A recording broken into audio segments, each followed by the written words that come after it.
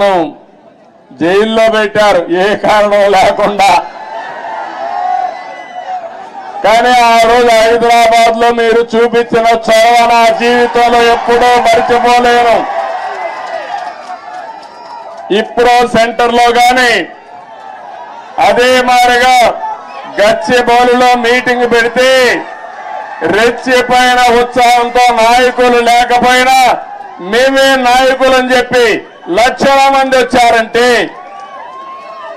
అది నా జీవితంలో ఎప్పుడూ జైల్లో ఉండి చూసి నేను చేసిన పనికి నేను చేసిన అభివృద్ధి గుర్తుపెట్టుకుని నాకు సంఘీభావాన్ని తెలియజేశారంటే ఆ రోజే నేను అనుకున్నా నా జన్మ చరితార్థకమని.